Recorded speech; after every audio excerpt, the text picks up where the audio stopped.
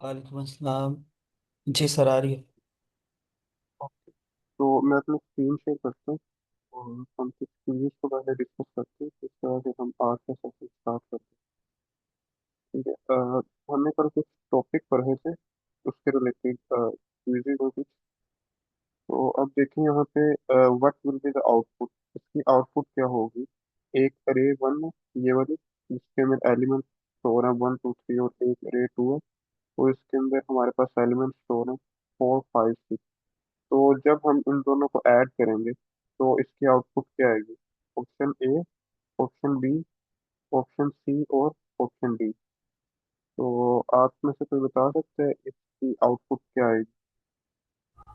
Sir I think error आ जाएगा क्योंकि ये किसी वेरिएबल में तो स्टोर ही नहीं हो रहा। मैम ये ना, सॉरी, यहाँ पे ऐसे है ये। अब ओके। बताइए। जी सर, ए होगा। जी, बिल्कुल। तो इसकी आउटपुट आएगी ऑप्शन ए। ये जो इन अरेज के एलिमेंट हैं वो आपस में ऐड हो जाएंगे। ठीक है। उसके बाद हमारे पास क्विज टू है। What does NP dot concatenate ARR1 ARR2 do? तो ये वाली अरे अगेन है। वो कह रहे हैं कि जब हम इनको कंकैटिनेट करेंगे तो ये क्या करेंगे? ये add element mathematically, merge arrays end to end, multiples arrays, delete element. तो इनमें से कौन सा ऑप्शन होगा? कि जैसे हमने बी। कल डिस्कस किया सर था। Option D, B. Merge. Merge. Yes. तो इसका ऑप्शन होगा ऑप्शन इसका आंसर होगा option B, merge arrays end to end. उसके बाद हमारे पास थर्ड क्विज है। What will be the output? इसकी आउटपुट क्या होगी? हमारे पास एक अरे है और उसके अंदर 4 एलिमेंट स्टोर है। तो जब हम डॉट डिलीट का मेथड यूज करेंगे ARR और इसका इंडेक्स 2 है। अब बताएं कि क्या आउटपुट आएगी इसकी? B. B. Option B, yes exactly. ये जो दो इंडेक्स का एलिमेंट होगा हो जाएगा। ठीक है। इसी तरह हमारे पास फोर्थ क्विज है। तो फोर्थ क्विज में इसकी आउटपुट क्या होगी जब हम इस अरे को डॉट फ्लिप मेथड का यूज करेंगे? तो हमारे पास ये सर, अरे के अंदर। जी सर। बी इसका होगा। जी बिल्कुल। तो डॉट फ्लिप मेथड क्या करेगा? जितने एलिमेंट्स होंगे उस अरे में उन तमाम एलिमेंट्स को रिवर्स कर देगा। ठीक है। इसी तरह हमारे पास एक नेक्स्ट क्विज है। यहाँ पे आपने बताना है what does NP dot flip RR2D X is equal to zero reverse. तो हमने कल डिस्कस किया था कि जब एक्सिस जीरो होंगे तो ये किसको रिवर्स करेगा? तो रोज, कॉलम्स, इंटायर अरे और डायगोनल। तो इसमें से कौन सा ऑप्शन होगा? कॉलम्स। कौन सा, आई थिंक। कॉलम। यस। इसका कॉलम्स। आंसर है कॉलम। जी बिल्कुल। तो आगे हमारे पास क्विज 6 है।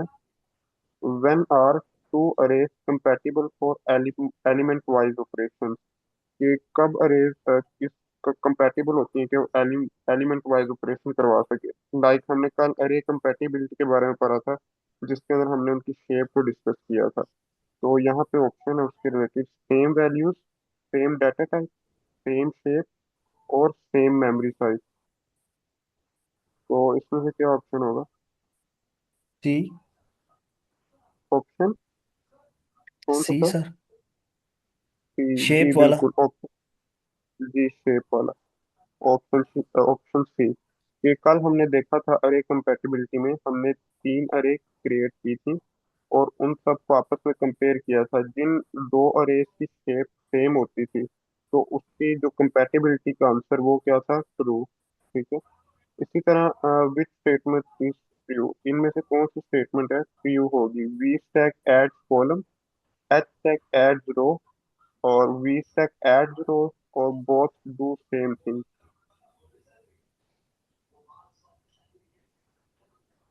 तो कोई मुझे बता सकता है इसमें से क्या स्टेटमेंट ट्रू होगी?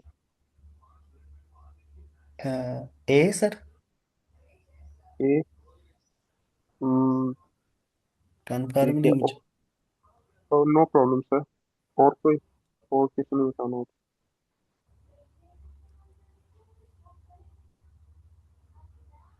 ठीक है, तो मैं इसके बारे में बताता हूँ कि जो इसका चैट में ऑप्शन सर है। सी बता रहे हैं, चैट में।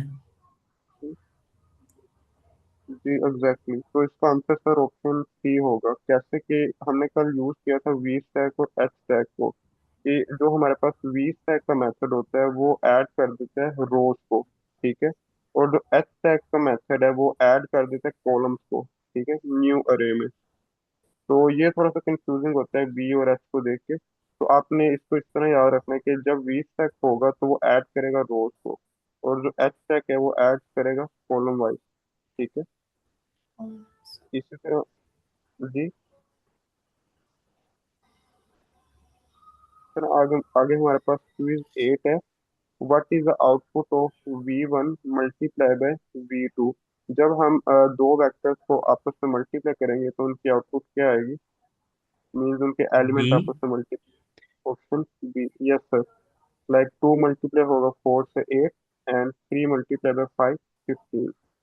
तो आगे व्हाट डज 15। कैलकुलेट? जी, तो व्हाट डज दिस कैलकुलेट?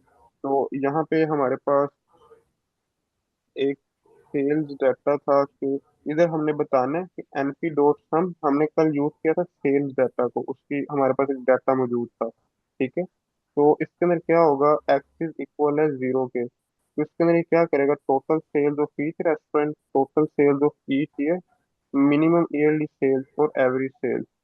जैसे अगर मैं कल वाले टॉपिक पे वापस आऊँ, तो Total sale of each.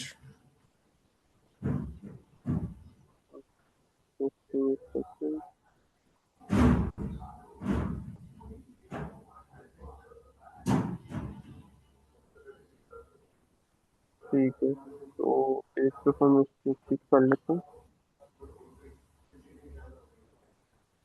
अब देखिए सर, हमने यहाँ पे यूज किया था कि स्लाइसिंग वाला मेथड, जिसके अंदर हम क्या कर रहे थे, यहाँ पे इसको यूज करके हम हर ईयर की अलग अलग मीन्स हर ईयर की अलग अलग सम फाइंड कर रहे थे, ठीक है, एक्सिस जीरो के थ्रू। मीन्स वो कॉलम वाइज हर ईयर का हमें डिफरेंट सम दे रहा था, जैसे मैम ने आंसर बताया उसका कि वो ईयर ईयर वाइज ना, तो उनका जो सम है टोटल सेल का वो हमें मिल जाएगा, total sales of each year. तो इसका है ऑप्शन बी, ठीक है। मैम ईशा ने सही बताया। तो आगे हमारे पास लास्ट चीज है, which operation will increase the length of the अरे? कौन सा ऐसा ऑपरेशन है जो अरे की लेंथ को इंक्रीज कर देगा इन सब में से? Option A, Concatenate. B. B, बिल्कुल इट्स ऑप्शन बी। मीन जब हम कंकैटिनेट का यूज करेंगे तो वो उन अरेज की लेंथ को इंक्रीज कर देगा, ठीक है। तो ये थी हमारी आज की केस। तो हम अपने लेक्चर पे जाते हैं और इसके बारे में डिस्कस करते हैं। तो आज ना हम तीन छोटे छोटे से प्रोजेक्ट के बारे में डिस्कस करेंगे, ठीक है। तो सबसे पहले ना हमने आज तक जितना भी 3 डेज में जो नमपाई के बारे में पढ़ लिया ना, वो उतना इनफ है उसको स्टार्ट करने के लिए, एक बेसिक। अब उससे आगे आप मशीन लर्निंग उन उन टॉपिक्स पे प्रैक्टिस करने के बाद कुछ मजीद टॉपिक्स फाइंड करें और अपने एंड पे डिफरेंट वैल्यूज चेंज करके उन पे प्रैक्टिस करें, ठीक है। उसके बाद आगे नमपाई के बाद नेक्स्ट स्टेप होता है पाउंडर्स का, ठीक है। तो आप आपने हमने जो 3 दिन में नमपाई के बारे में पढ़ा है, तो उसके बाद अब आपको चाहिए कि उस पर प्रैक्टिस करें ताकि आपकी जो ग्रिप है इस पर स्ट्रोंग हो जाए। तो यहाँ पे ना मैं अब नमपाई का लोगो क्रिएट करने जा रहा हूँ। तो सबसे पहले मैंने यहाँ पे नमपाई की लाइब्रेरी को इंपोर्ट करवाया, ठीक है। तो उसके बाद मैं लिखूंगा ट्राई।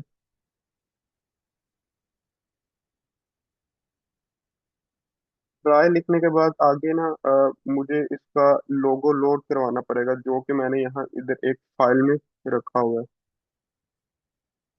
आप यहाँ पे इस फाइल का नेम देख सकते हैं, numpy logo डॉट npy, ठीक है। तो मैं यहाँ पे इसको लोड करवाऊंगा, लोगो, एक वेरिएबल क्रिएट करूंगा np dot load.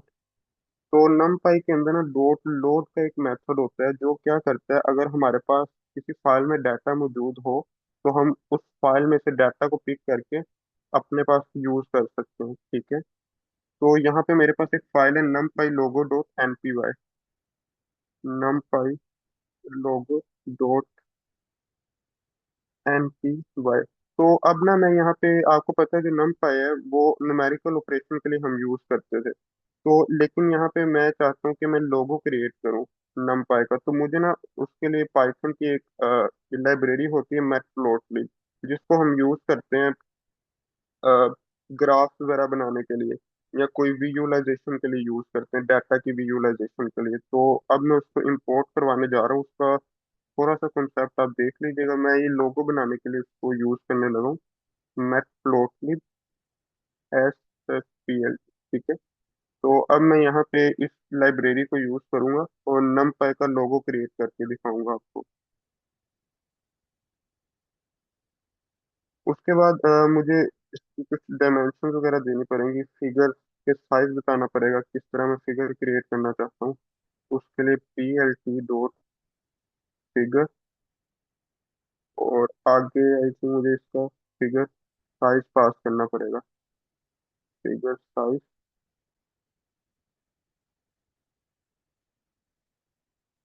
Equal to, यहाँ पे इसकी विड्थ जो है मैं 10 पास कर देता हूँ और उसकी हाइट 5। और यहाँ पे मैं इसको क्लोज कर देता हूँ, सॉरी, ऐसे। ठीक है।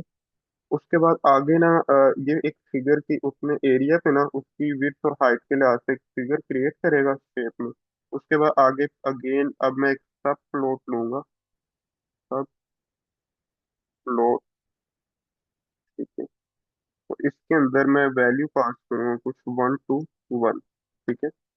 आगे मैं एक अब मैं चाहता हूँ कि अब हमने जो लोगो शो करवाना है, जो हमने numpy logo dot npy file जो लोड करवाई है, अब हमने उस पर शो भी करवाना है। तो उसके लिए मैं यूज करूंगा plt dot I am show, और यहाँ पे मैं लिखूंगा लोगो। ठीक है। उसके बाद जो हम ग्राफ या लोगो क्रिएट करेंगे उसका कोई टाइटल भी होना चाहिए, तो यहाँ पे लिखूंगा numpy लोगो। ठीक है। उसके बाद पी एल टी डॉट, अगर उसका ग्रिड हो हमारे पास तो वो आएगा फॉल्स। तो जब यहाँ मैंने ट्राई क्यों यूज किया है, अगर इसके अंदर कोई ट्राई एक्सेप्ट हम इसलिए यूज करते हैं कि अगर हमारे पास किसी एक कोड पे एरर आ रहा है तो वो दूसरे कोड को रन कर देते हैं। ये ट्राई और एक्सेप्ट आपने पढ़ा हो सिंपल पाइथन में। प्रिंट, यहाँ पे हम लिखेंगे numpy logo is not loaded। ठीक है। अगर इस कोड में कोई भी एरर होगा रन होते हुए तो वो इस लाइन को प्रिंट कर देगा, एक्सेप्ट वाली। ठीक है। तो मैं एक मिनट इसको क्लोज करता हूँ, आपको रन करके दिखाता हूँ। अब देखें क्या हुआ है। यहाँ पे ना हमारे कोड में कोई इशू है। क्या इशू है, हमने ना अभी इसको रन नहीं किया था मैटप्लोटली वाली लाइब्रेरी को। इसने क्या किया, वो ट्राई के अंदर गया, उसने ना उसको एरर मिला है, जिसकी वजह उसने प्रिंट कर दिया एक्सेप्ट वाले कोड को। ठीक है। तो मैं इसको एक बार रन करता हूँ। अब इसको चेक करके देखते हैं, अब कोई और भी एरर मौजूद है इसमें, तो उसको फाइंड करने की कोशिश करते हैं।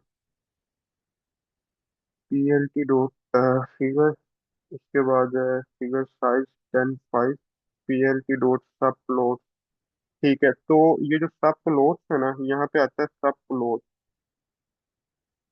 एंड, और कोई भी इशू है आई एम, उसके बाद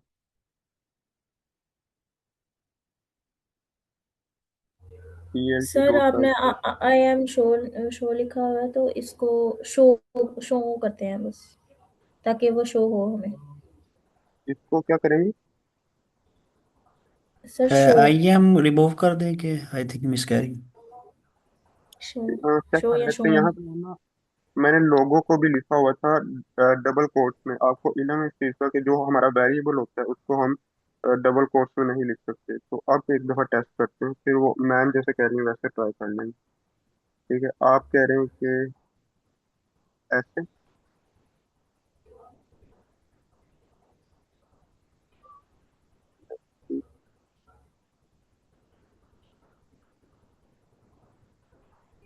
सर पीएलटी शो अगर करेंगे।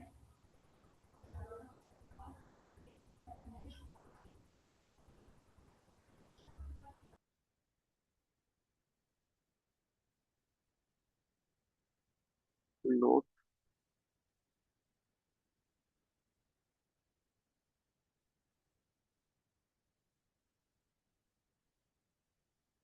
ठीक है, आई थिंक ये हमारी फाइल का नेम था, numpy logo डॉट। ठीक है, अब इसको दोबारा रन कर लेते हैं। अब देखिएगा, ठीक है। आई थिंक ये आपको लोगो शो हो रहा है इसका। तो बेसिकली यहाँ पे जो चीज़ें हमने डिस्कस की हैं उसके मुताबिक इसने हमें लोगो क्रिएट कर दिए। तो और हमें इसको स्टोर करवाना पड़ेगा लोगो एक वेरिएबल में।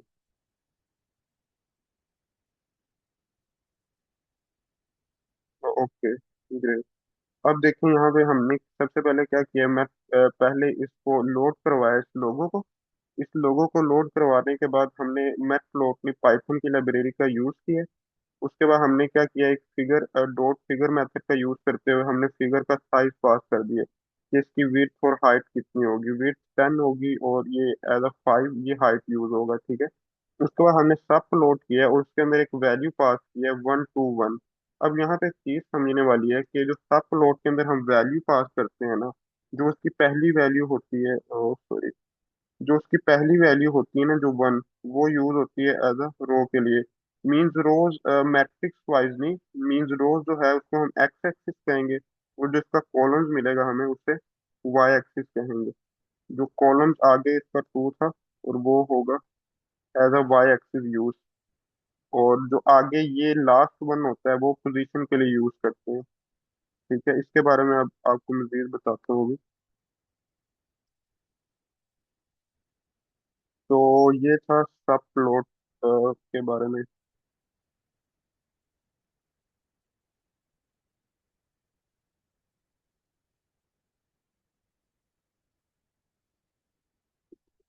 ठीक है, तो ठीक है।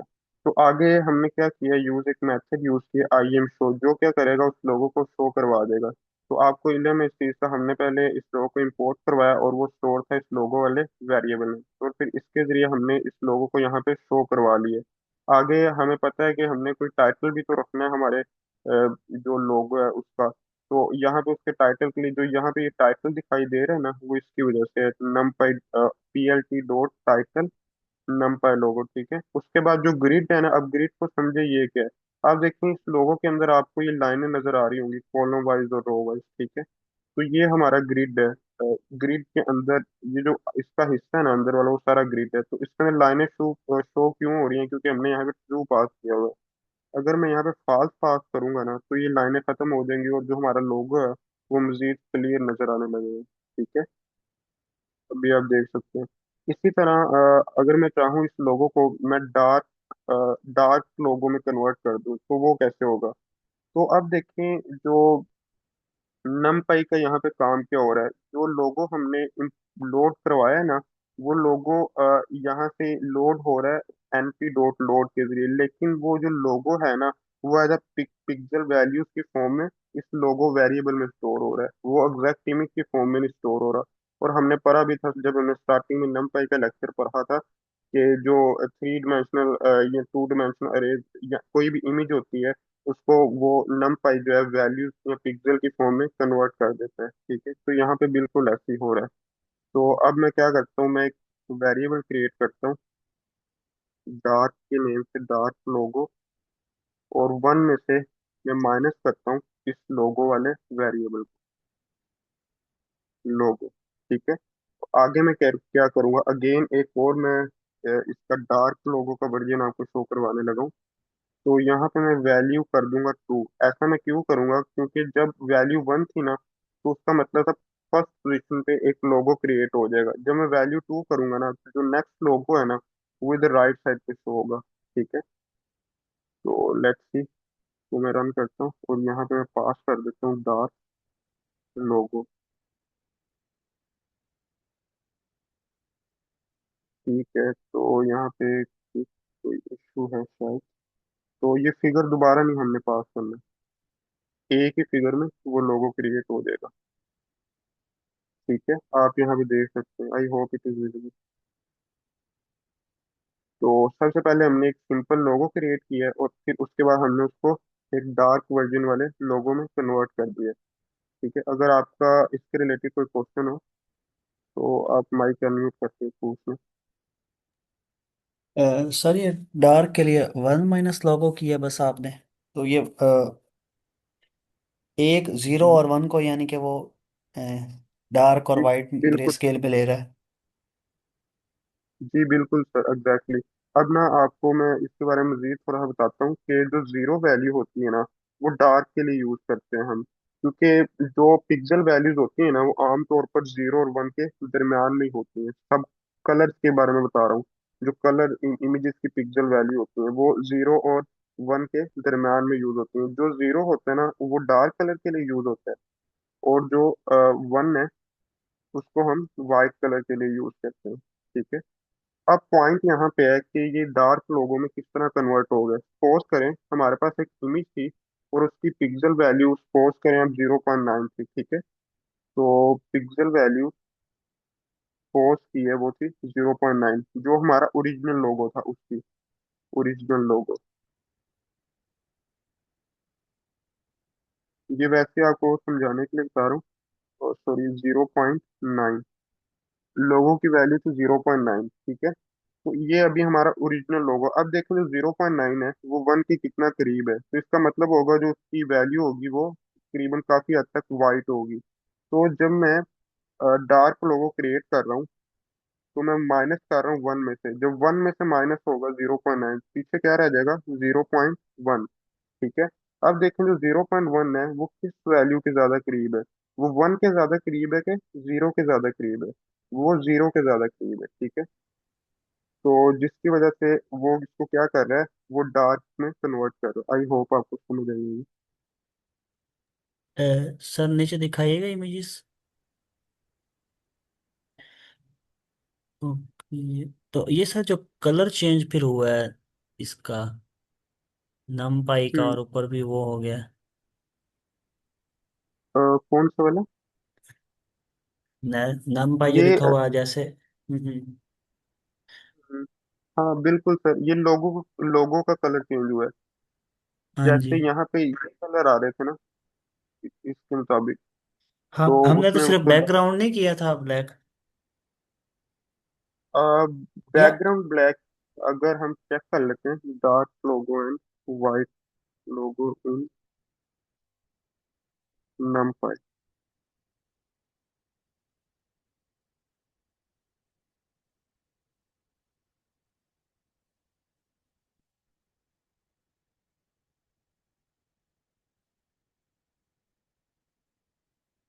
ठीक है। यहाँ पे देखें कि जो वाइट के साथ है ना, वो एज अ ब्लू फॉर्म में आ रहा है। के बाद यहाँ पे बहुत सारे डिफरेंट तरह के लोगोज आ रहे हैं। हाँ, आप इसको फिर ऐसे कंसीडर कर सकते हैं कि उसमें इनके अंदर जो है ना नम पाई का, इसके अंदर वाली जो कलर है वो भी चेंज कर रहा है। अच्छा सर, एक इंटरेस्टिंग बात सुने। ये जो लोगो है ना, वो लोगो वाली फाइल पहले ही हमारे पास मौजूद थी। ये आपको मैंने पहले बताया कि जो ये इमेज है इसके पिक्सल वैल्यू स्टोर होंगी इस लोगो वाले वेरिएबल में। ठीक है। तो जब कोई एक वैल्यू स्टोर हो रही है, तो जो 1 है, आपको पता है मैंने बताया यहाँ पे जो 1 वैल्यू है वो वाइट के लिए यूज करते हैं, वाइट कलर के लिए हम। तो जब 1 में से माइनस करेंगे लोगो को, तो इसके अंदर कोई ना कोई तो पिक्सल वैल्यू होगी। जब 1 में से वो वैल्यू माइनस हो जाएगी, वो काफी हद तक डार्क के करीब चले जाएगी। तो जिसकी वजह से तकरीबन आई थिंक तो इसके जो अंदर एन जो इनके कलर है उनको भी चेंज कर रहा है। वाइट के लिए ये यूज कर रहा है, उसके लिए ये। तो अगर ये फाइल ओपन हो सकती तो मैं आपको दिखा देता, लेकिन ये तो एमपी वेब फॉर्मेट में है। ठीक है। सर ये आपको क्लियर है? जी सर क्लियर है। मे भी वो पिक्सल्स का ही आई थिंक अफेक्ट आया है, मतलब डार्क के करीब करीब होने की वजह से मे भी। हम्म। बिल्कुल ऐसे हो सकता। अगर किसी का कोई और क्वेश्चन इसके रिलेटेड।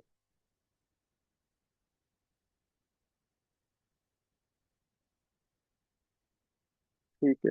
तो अब ना हम कुछ प्रोजेक्ट्स हैं, 2 3, उनके बारे में डिस्कस कर लेते हैं कि उनको किस तरह डील करेंगे हम। तो यहाँ पे ना अगर मैं कोड लिखता ना स्क्रैच से, वो काफी ज्यादा टाइम लग जाना था। तो यहाँ पे मैंने कोड लिखा मैं पहले ही। तो हम इनको अंडरस्टैंड कर लेते हैं कि इनकी जो वर्किंग है वो किस तरह हो रही है। तो ये पहला प्रोजेक्ट है, छोटे छोटे प्रोजेक्ट हैं। जो पहला प्रोजेक्ट है पॉकेट मनी ट्रैक करके है। तो हम इसके अंदर देखेंगे कि जो पॉकेट मनी है उसको हम किस तरह ट्रैक कर सकते हैं। ठीक है। तो यहाँ पे जो ये 3 लाइनें लिखी हुई हैं पहली, ये सिंपली बस एक टाइटल को शो करेंगी, जो हमें एज अ टाइटल शो हो जाएंगी। उसके बाद जो हमारा मेन काम है वो यहाँ से शुरू हो रहा है कि सबसे पहले एक वेरिएबल क्रिएट किया गया मनी के नेम से, जिसके अंदर हमारे पास 7 डे का रुपीज प्राइस शो होगी पीकेआर में। ठीक है। और उसके बाद एक डेज का वेरिएबल है और उसके अंदर हमारे पास डाटा स्टोर है डेज का। ठीक है। और आगे हम प्रिंट करवा रहे हैं डेली पॉकेट मनी को। अब हम क्या करेंगे, अगर हमें डेली पॉकेट मनी को प्रिंट करवाना है तो हम इनके ऊपर लूप का यूज करेंगे, फॉर लूप का यूज करेंगे। जो आई इन रेंज 7 मीन्स जो इसका इंडेक्स है वो 0 से शुरू होगा और 6 तक जाएगा। ठीक है। उसके बाद एक कॉइन्स का वेरिएबल है। कॉइन्स के वेरिएबल के अंदर आप यहाँ पे देख सकते हैं इमोजी है मनी का। तो ये मल्टीप्लाई हो रहा है इस स्टेटमेंट के साथ। अब समझे इस स्टेटमेंट का क्या मतलब है। अब अगर आप मनी वाले वेरिएबल को देखें तो इधर हमने लूप का यूज किया है। पहली इटरेशन पे इंडेक्स 0 पे, मनी के इंडेक्स 0 पे क्या वैल्यू स्टोर है 50। ठीक है। 50 को डिवाइड करेगा 25 से, आंसर आएगा 2। 2 को मल्टीप्लाई कर देगा इससे, इससे मल्टीप्लाई करेगा तो वो क्या बन जाएंगे, 2 इमोजीज बन जाएंगे। और वो 2 इमोजीज कैसे यूज होंगे, एज अ कॉइन के तौर पे। ठीक है। फर्स्ट आइट्रेशन के कंप्लीट होने के बाद डे आई, डेज आई में देखें तो days I first iteration days 0 पे क्या स्टोर है, मंडे। ठीक है। यहाँ पे मंडे प्रिंट होगा इसकी जगह पे। और इसी तरह मनी आई में क्या था, 50, 50 प्रिंट होगा। और पीकेआर कॉइन, कॉइन कितना था फर्स्ट आइट्रेशन पे 2, तो वो 2 शो हो जाएंगे एज अ इमोजी के तौर पे। अगर मैं रन करूँ इसको तो आपको मजीद क्लियर हो जाएगा। अब नीचे हर आइट्रेशन के बारे में दे देगा। ठीक है। जब पहला डे था मंडे और उसकी पीकेआर थी 50, इसी तरह जब सेकंड आइट्रेशन में गया ट्यूसडे में, उसकी पीकेआर थी 100। जब 100 को 25 से डिवाइड किया तो आंसर आया 4। 4 को मल्टीप्लाई कर दिया इन इमोजी से, और वो एज अ हमें रुपीज के तौर पे शो हो रहे हैं। ठीक है। उसके बाद जब थर्ड डे था वेनसडे, इसी तरह उसकी पीके आती 75, डिवाइड किया 25 से 3, तो 3 को मल्टीप्लाई किया कर दिया उस मनी वाले इमोजी से, और हमें इस तरह शो, इसी तरह शो ऑन ये आगे चलता जाएगा। ठीक है। तो ये डेली पॉकेट मनी को शो कर रहा है। उसके बाद अगर हम आगे देखें आगे क्या हो रहा है इस कोड में, तो यहाँ पे सिंपली टोटल मनी को कलेक्ट किया जा रहा है, जैसे हमने कल डिस्कस किया था डॉट सम मीन मैक्स और मिनिमम वाले मेथड को। ये क्या करते हैं, जो डॉट सम का मेथड है ये जितने भी हमारे पास रुपीज हैं उन सब का टोटल हमें दे देगा। ठीक है। इसी तरह अगर हम एवरेज निकालना चाह रहे हैं हर डे की, कि हमने हर रोज कितने पैसों की हमारी एवरेज बन रही है, तो हम डॉट मीन का मेथड यूज करेंगे और इसकी एवरेज फाइंड कर लेंगे। और हमारा बेस्ट डे क्या था, मीन्स जिस दिन हमें सबसे ज्यादा पॉकेट मनी मिली है, तो वो हमारा बेस्ट डे होगा। तो हम डॉट मैक्स मेथड का इस्तेमाल करते हुए अपने बेस्ट डे की पॉकेट मनी को निकाल लेंगे मनी वाले डाटा में से। इसी तरह अगर लोवेस्ट डे होगा तो मीन्स हमें कम से कम मनी मीन्स रुपीज मिले हैं, तो हम डॉट मिनिमम मेथड का यूज करते हुए लोवेस्ट डे के रुपीज को फाइंड आउट कर लेंगे। ठीक है। इसी तरह अगर हम आगे देखें कि डेज विद 100 पीकेआर और मोर, ये कौन से ऐसे दिन हैं जिसमें हमें 100 या 100 से ज्यादा रुपीज मिले, मीन्स हमें पॉकेट मनी मिली है 100 या 100 से ज्यादा। तो सबसे पहले एक वेरिएबल क्रिएट किया है गुड डेज का, जिसके अंदर हम चेक करेंगे कि जो मनी है कि क्या वो ग्रेटर देन और इक्वल टू 100 के है। जो ग्रेटर और इक्वल टू होंगे 100 के वो स्टोर हो जाएंगे गुड डेज में। अब देखिए यहाँ पे कितनी ऐसी वैल्यूज हैं जो 100 और 100 से ग्रेटर है। 1, सॉरी, 1, 2 एंड 3। हमारे पास है 3 वैल्यूज। तो इन 3 वैल्यूज का क्या होगा, डॉट सम। तो जब हम सम करेंगे 150 और 100, 250, 250 और 100, 350, इसका आंसर आ जाएगा 350। तो लेट्स सी,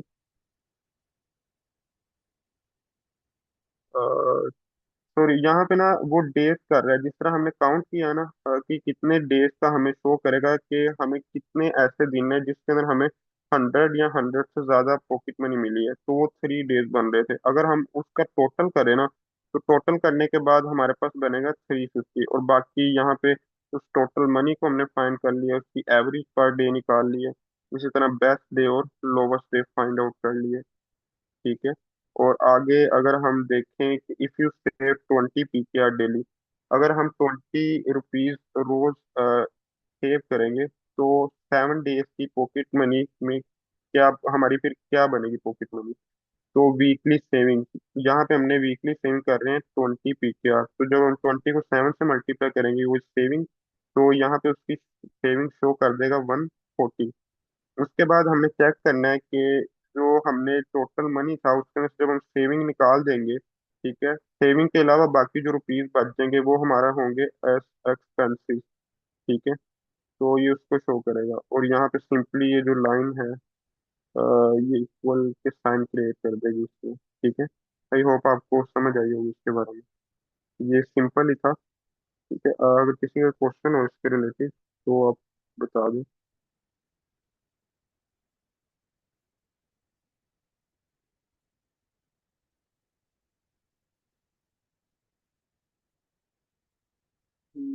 ठीक है।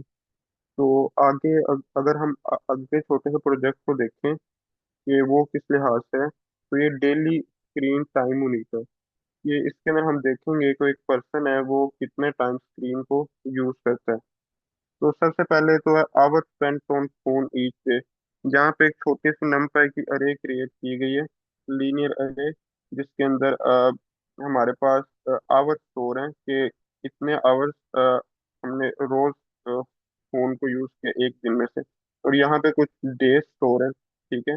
उसके बाद जो हमारी डेली लिमिट है ना, वो 4 होनी चाहिए, मतलब 4 आवर तक होनी चाहिए, कि इससे ज्यादा स्क्रीन का टाइम जो है यूजेज वो नहीं होना चाहिए। ठीक है। ये प्रिंट स्टेटमेंट जो है ये एज इट इज प्रिंट हो जाएगी। उसके बाद आगे एक फॉर लूप को यूज किया है, जिसके अंदर जिसमें हमने ऊपर वाले में किया था ना, उसी तरह यहाँ पे भी if screen hours less than and equal to daily limit, यहाँ कह रहे हैं कि अगर जो स्क्रीन आवर है वो कम होगा या बराबर होगा डेली लिमिट के, तो उसका मतलब है कि जो हमने स्क्रीन टाइम हमने यूज किया है तो वो विद इन लिमिट है। लेकिन अगर उससे डेली लिमिट से स्क्रीन टाइम ज्यादा होता है तो इसका मतलब है कि वो ओवर लिमिट है। ठीक है। इसी तरह यहाँ पे एक बार के जरिए हम देखेंगे कि हम ना उस आवर्स को मल्टीप्लाई कर देंगे बार के साथ, तो वो एज अ बार की फॉर्म में हमें आवर्स शो होंगे। ठीक है। इसी तरह यहाँ पे अब इसको प्रिंट करवा रहे हैं, डेज आई मीन्स के हर इंडेक्स पे जो डेज हैं वो प्रिंट होंगे, यहाँ पे मंडे ट्यूसडे फ्राइडे सैटरडे इस तरह करके। और यहाँ पे हमें स्क्रीन आवर्स के टाइम शो होगा एज अ आवर्स की फॉर्म में, और उसके बाद हमें उसका स्टेटस शो हो जाएगा, जैसे ये लाइक दिस। ठीक है। मंडे 3 आवर्स स्क्रीन टाइम था, तो एज अ 3 बार शो होंगे, और उसके इफ एल्स कंडीशन उसने चेक किया है कि जो टाइम है विद इन लिमिट है यहाँ ओवर लिमिट है। ठीक है। तो इसी तरह शो ऑन बाकी डेज का भी। ठीक। और यहाँ पे सेम अगेन जिस तरह हमने ऊपर कुछ मेथड को यूज किया था, यहाँ पे सेम डॉट सम डॉट मीन डॉट मैक्स और डॉट मिनिमम मेथड को यूज करते हुए हमने स्क्रीन आवर्स का टाइम कैलकुलेट कर लिया। अगर हम इसकी समरी की बात करें कि जो टोटल स्क्रीन टाइम कितना था, डेली एवरेज कितनी होगी, और जो ज्यादातर स्क्रीन टाइम होगा एक दिन में वो कितना यूज होगा, और कम से कम स्क्रीन टाइम एक दिन में वो कितना होगा, तो सिंपली यहाँ पे उन मेथड को यूज करते हुए कैलकुलेट कर लेगा। ठीक है। तो किसी का क्वेश्चन हो तो आप पूछ सकते हैं। ये छोटे से प्रोजेक्ट हैं इजी से, जो हमने कल कुछ मेथड डिस्कस किए थे उन्हीं के रिलेटेड। और जो थर्ड प्रोजेक्ट है वो भी सेम ही है, ये कोशिश कीजिएगा आप खुद ट्राई करें, सेम ही है सेकंड वन के। ठीक है। तो जो आज का हमारा लेक्चर था वो तकरीबन इतना ही था, और बाकी जो हमारा जो नम पाई का कोर्स है वो आज कंप्लीट हो गया है। तो बाकी जो भी हमने पिछले 3 दिनों में डिस्कस किया है, तो आप उनको कहीं से भी कोई पॉइंट मिस हो आपका, आप देख सकते हैं, और अब आप ना उनको प्रैक्टिस करें ताकि आपकी जो कंफ्यूजन है वो क्लियर हो जाए। तो जैसे कि आपको इलम इस चीज़ का, कल फ्राइडे है। अगर कोई पर्सन प्रेजेंट करना चाहते हैं तो आप बता सकते हैं, कोई कोई भी 2 पर्सन या 3 पर्सन यानी प्रेजेंट करना चाहते हैं, आपको फिर टाइम दिया जाएगा उस लिहाज से 20 से 30 मिनट हर पर्सन प्रेजेंट कर सकते हैं। आप बता दें अगर किसी ने प्रेजेंट करना हो तो। और अगर आपका कोई क्वेश्चन है। सर जिस तरह आज आपने ये मिनी प्रोजेक्ट्स जो हैं वो किए हैं शो, इस तरह भी हम कर सकते हैं? जी बिल्कुल मैम, आप कर सकते हैं जैसा आपको इजी रहे। ओके।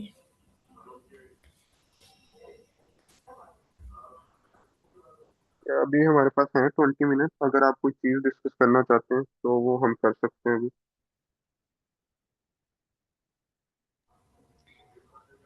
सर ये जो आपने इसमें 121 एंड 122 लिखा, मुझे इसकी समझ नहीं आई थी।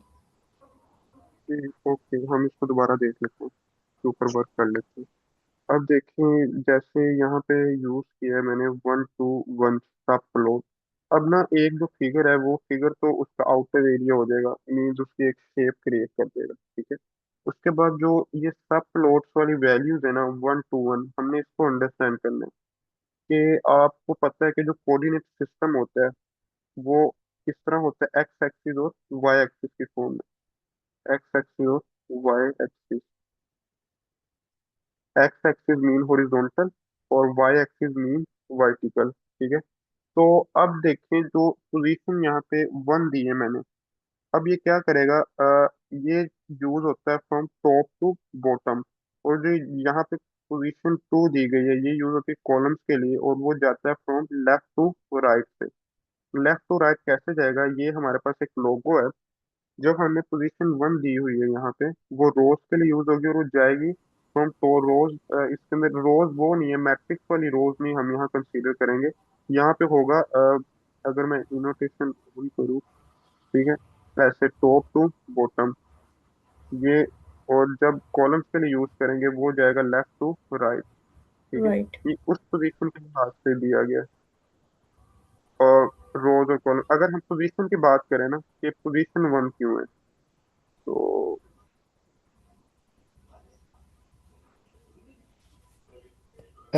इसका सर आई थिंक जो स्टार्ट पॉइंट होता है ना, जो हमारा टॉप लेफ्ट कॉर्नर होता है, वहां से होता है ये पिक्सल जो स्टार्ट स्टार्ट होते हैं, आई थिंक तो इस वजह से वो वन दी हुई है। हाँ बिल्कुल। और जो हाँ वो टू है जो ना आपने, वो बॉटम बॉटम राइट होता है कॉर्नर, जो हॉरिजॉन्टल होता है। बिल्कुल ये पोजीशन जैसे सर जुबैर ने बताया ना कि यहाँ पे पोजीशन जैसे 1 दी गई है ना, तो ये किस साइड पे जाएगा, टॉप लेफ्ट साइड पे, ये वाला लोगो। अगर हम डार्क वाले लोगो की बात करें तो अभी क्लियर हो जाएगा ये पॉइंट। अगर मैं वैल्यूज को चेंज करके देखूँ, यहाँ पे मैं वैल्यू करता हूँ डार्क लोगो की 1। अब देखिए, अब मुझे कोई बताएगा अब क्या होगा। इस सब प्लॉट की वैल्यू भी 1 2 1 है, इस सब प्लॉट की वैल्यू भी 1 2 1 है। मीन्स इन दोनों की पोजीशन जो है, लास्ट वाला जो नंबर है वो पोजीशन के लिए यूज करते हैं। इन दोनों की जो पोजीशन है एक ही प्लेस पे, तो अब मुझे कोई बताएगा क्या प्रिंट होके आएगा, मीन्स कौन सा लोगो शो होगा हमें।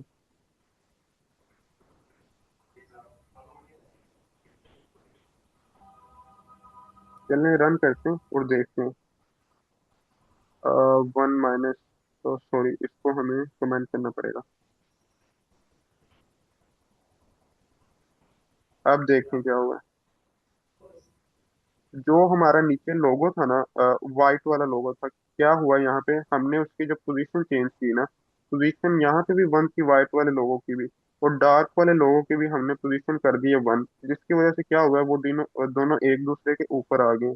जो व्हाइट वाला लोगो है ना, इस डार्क वाले लोगो के नीचे है, लेकिन ये डार्क वाला लोगो की पोजीशन ऊपर आने की वजह से वो हमें शो नहीं हो रहा। अगर मैं इसकी डिमेंशन चेंज करूँ, रोज और कॉलम को, अगर मैं इसको करूँ 3 और इसको भी करूँ 3, अब देखें क्या होगा। ठीक है, आप देख सकते हैं नीचे व्हाइट लोगो मौजूद है, लेकिन डार्क लोगो देखें कि जो मैंने बताया था कि टॉप टू बॉटम यूज होता है, कि इसकी जो एक्स एक्सिस और वाई एक्सिस की लेंथ है वो इसकी चेंज होती जाएगी। इसी तरह सेम यहाँ पे ऐसे वर्क कर रहा है। अगर मैं इसको यहाँ पे इसकी पोजीशन 2 कर दूं, अब ये किस साइड पे चला चला जाएगा, अगेन राइट साइड पे। राइट। ये देख, राइट साइड पे ये मूव कर रहा है जी, बिल्कुल सर। तो अगर मैं, आई होप मैम आपको समझ आ रही होगी। यस सर, आ गई है। अब सर मैं जो पहले कंटिन्यू। हमने किया जिसमें नंबर सेम था, बस हमने पोजीशन सेम की है, तो जो हम्म ब्लैक वाला है उसका फिर साइज कम हुआ है क्या? जो मतलब फ्रंट पे शो हो रहा है, क्योंकि वाइट भी बैकग्राउंड पे शो हो रहा था ना। हम्म हाँ वो, मतलब ये तो आप मुकम्मल क्या, ओवरलैप करना चाहिए ना, तो आप ऐसे कह रहे थे कि जो व्हाइट वाला था वो नीचे शो हो रहा था और डार्क वाला ऊपर आ रहा था, उसके रिलेटेड कह रहे हो? हाँ जी, हाँ जी, हाँ जी।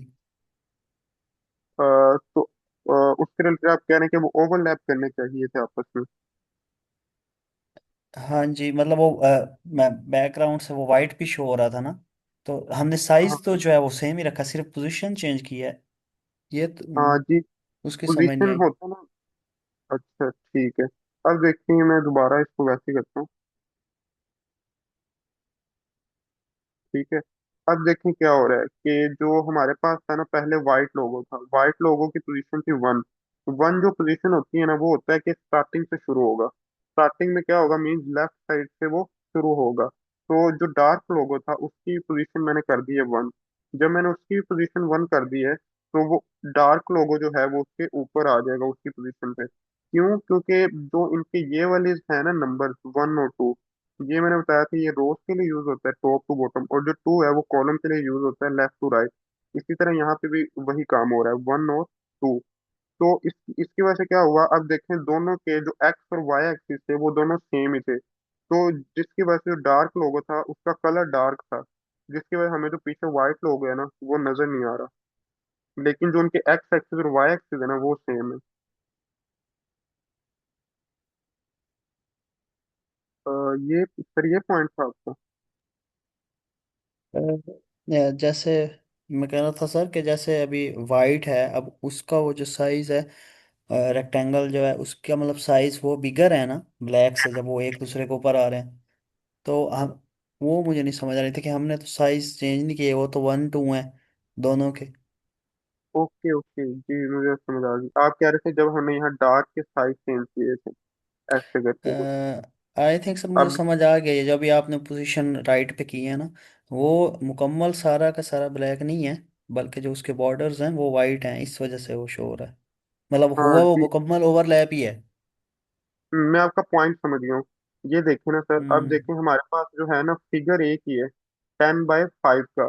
और 10/5 के फिगर के अंदर डार्क और वाइट लोगो दोनों एक ही फिगर के अंदर है। ऐसा नहीं है कि दोनों डिफरेंट फिगर में हो। अब देखें आप, इसका आउटर एरिया दोनों एक ही फिगर में आएंगे। अगर होता ना यहाँ पे डिफरेंट एरिया होता है, इसका इसका डिफरेंट एरिया होता, फिर तो 2 डिफरेंट फिगर होने थे। अब हमने एक ही फिगर के अंदर दो डिफरेंट लोगों को डिस्प्ले करवा दिए। ये पीएलटी फिगर हमने एक at a one time use किया है, और उसके बाद हमने वाइट और डार्क लोगों को डिस्प्ले करवा दिया। ऐसे है। ठीक हो गया सर। एक और कोई किसी को- सर ये शुरू का मैंने लेक्चर नहीं लिया, तो ये आप मतलब 3 डे का था ये नमपाई का हमारा जो है सेशंस थे, और आप पांडास शुरू करना है मंडे से। बिल्कुल। आई थिंक अगर अवेलेबल हुए, या मैं या फिर कोई और पर्सन वो पांडा शुरू करे, तो मेरे भी एग्जाम है, तो शायद कोशिश करूंगा ओके कंटिन्यू सर, करें। ओके। तो आप कह रहे हैं सर कि मैं वो जो हमने पीछे डिस्कस किया उनको दोबारा एक दफा रिवाइज कर दूं?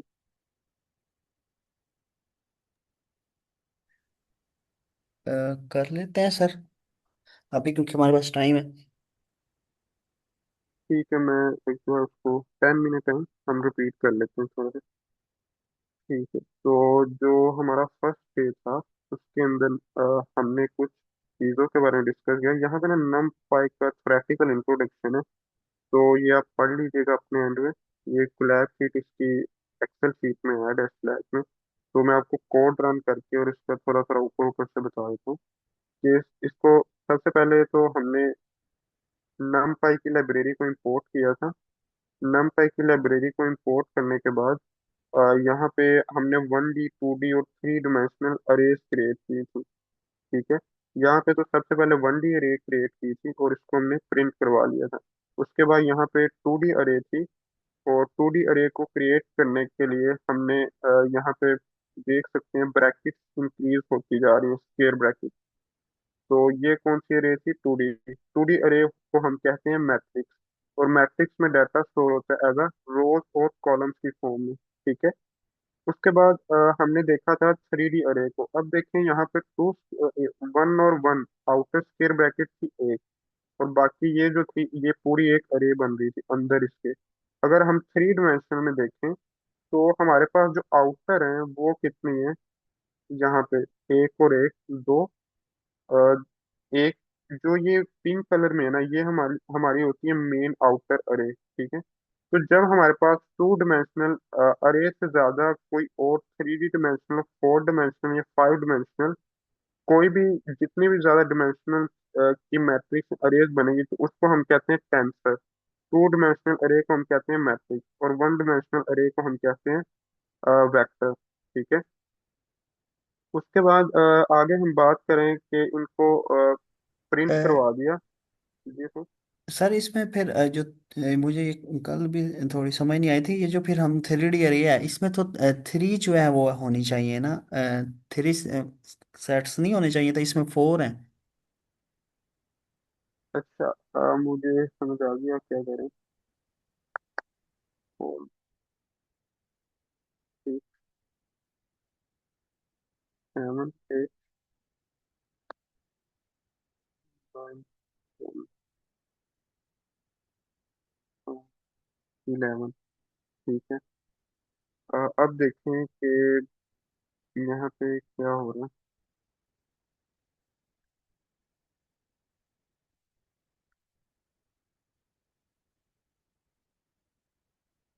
ठीक है।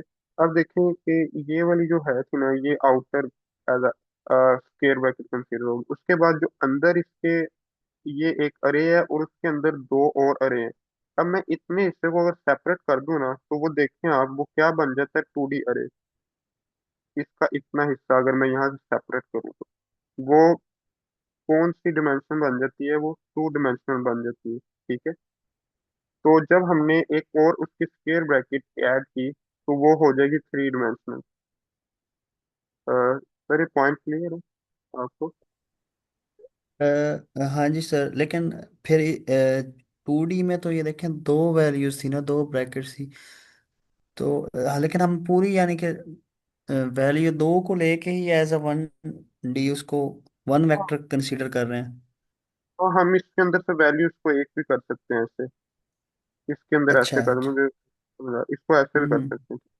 ये देखें, बस एक ब्रैकेट ऐड होगी मुझे कि इसके अंदर और ब्रैकेट्स आ जाएंगी लाइक ये। तो ये अब बन जाएगा 3D। मुझे आपको पॉइंट समझ आ गया। ऐसे आप कह रहे हैं, ठीक। अब ये दोनों क्या हैं? ये दोनों ही 3D हैं। ठीक ठीक। बेसिकली वो समझ आ गई सर। वैल्यू। ठीक है। तो यहाँ पे उसको हमने परफॉर्म करा, और ये जो डायमेंशन है वो हमें मिल जाएगी। और एक डॉट शेप का मेथड होता है जिसको हम यूज करके किसी भी 1D 2D और 3 डायमेंशनल अरे की शेप को मालूम कर सकते हैं। ठीक है। तो उसके बाद अगर हम कंपैरिजन की बात करें लिस्ट और नमपाई अरे में। अब जो लिस्ट है हमने डिस्कस किया था कि जब हम पाई लिस्ट को सिंपली मल्टीप्लाई करते हैं 2 से तो ये पूरी लिस्ट के डुप्लीकेट क्रिएट कर देता है। जब तक हम फॉर लूप का यूज ना करें, और मीन्स हर एलिमेंट के साथ डिफरेंट, मतलब कि हर एलिमेंट पे जाके उस पे ऑपरेशन परफॉर्म ना करवाएं फॉर लूप का यूज करते हुए, तब तक ये क्या करता है? इसका डुप्लीकेट क्रिएट कर देता है। ठीक है। और जब हम numpy अरे की बात करें इसके अंदर ये क्या करता है कि हर एलिमेंट के पास जाता है और ऑपरेशन परफॉर्म करवा देता है। मैं इसको रन करके दिखाता हूँ आपको।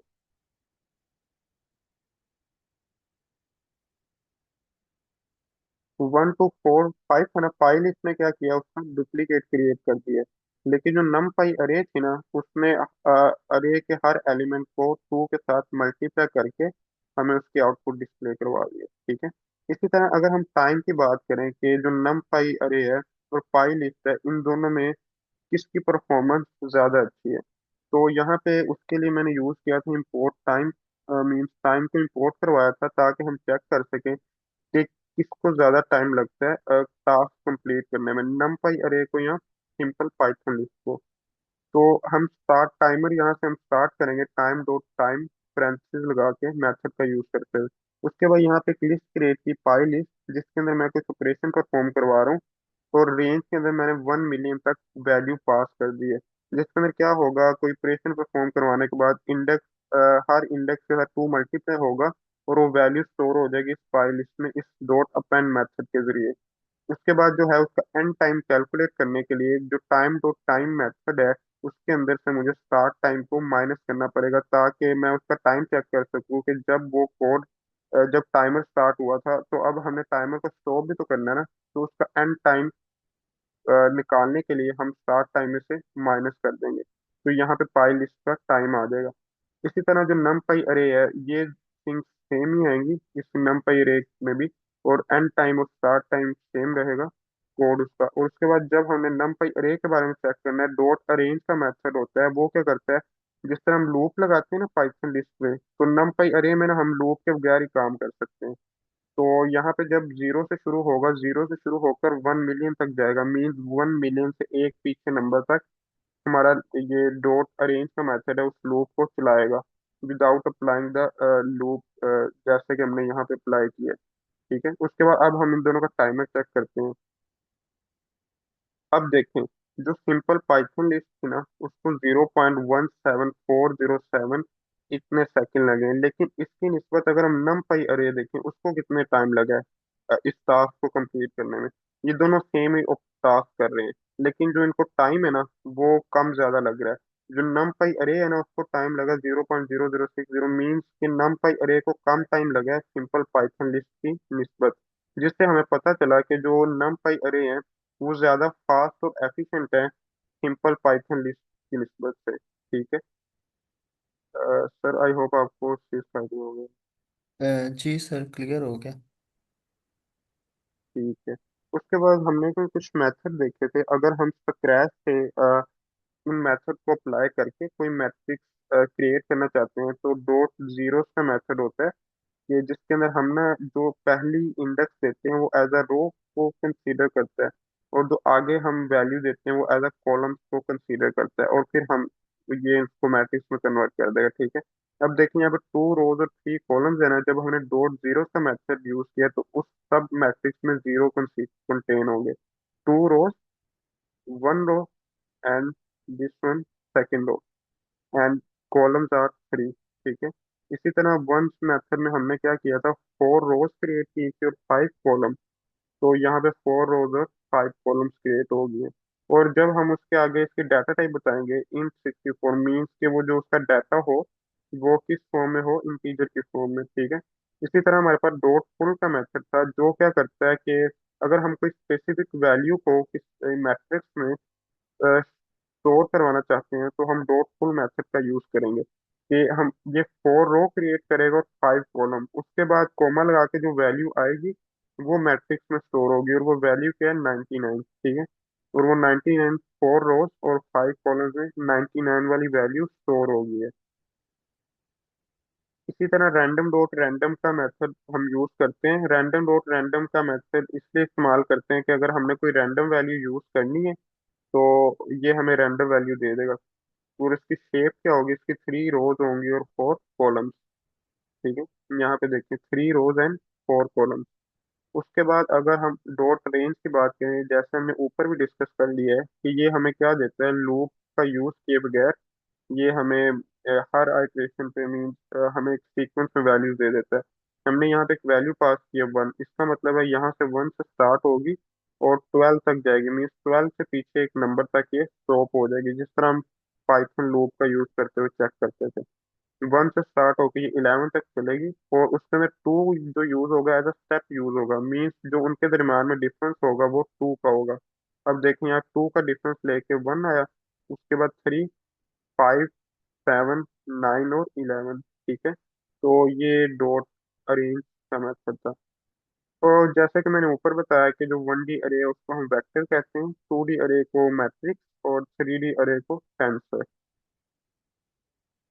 इसी तरह यहाँ पे ना कुछ अरेज की प्रॉपर्टीज हैं। अगर हमारे पास कोई भी टू डिमेंशनल या थ्री डिमेंशनल अरे मौजूद हो और हमने उसकी शेप मालूम करनी हो, तो हम डॉट शेप का मेथड यूज करते हैं। उसके बाद अगर हमें उसकी डायमेंशन चेक करनी हो कि उसकी डायमेंशन क्या है, आया कि वो डायमेंशन 1D है, 2D है या 3D है, तो हम एन डी मेथड का यूज करते हैं। उसके बाद अगर हमें साइज चेक करना हो किसी भी अरे का या मैट्रिक्स का, वो कैसे करेंगे कि साइज का मतलब कि उसके अंदर कितने एलिमेंट्स मौजूद हैं। अब यहाँ 6 एलिमेंट मौजूद हैं, तो इसमें आउटपुट डिस्प्ले कर दिए 6। अगर हमने उसकी डाटा टाइप चेक करनी है कि वो कौन सी डाटा टाइप का है, स्ट्रिंग डाटा टाइप का है, इंटीजर डाटा टाइप का है, फ्लोट डाटा टाइप का है, तो हम उसके लिए डॉट डी टाइप यूज करेंगे, जिसके जरिए हमें पता चल जाएगा कि जो उसके अंदर एलिमेंट मौजूद हैं वो किस डाटा टाइप के हैं। और वो थे इन 64 के, ठीक है। इसी तरह ये जो ऊपर लिखा हुआ है ये वही चीज़ है। तो ये सर इतना सा था हमारा फर्स्ट लेक्चर। तो बाकी आप सेकंड लेक्चर की रिकॉर्डिंग देख सकते हैं, और आई थिंक थर्ड लेक्चर भी आपने कल ज्वाइन किया था। जी सर। तो ये स्लैक पे अवेलेबल है, तो आप चेक कर लीजिए। ठीक है, तो टाइम भी कंप्लीट हो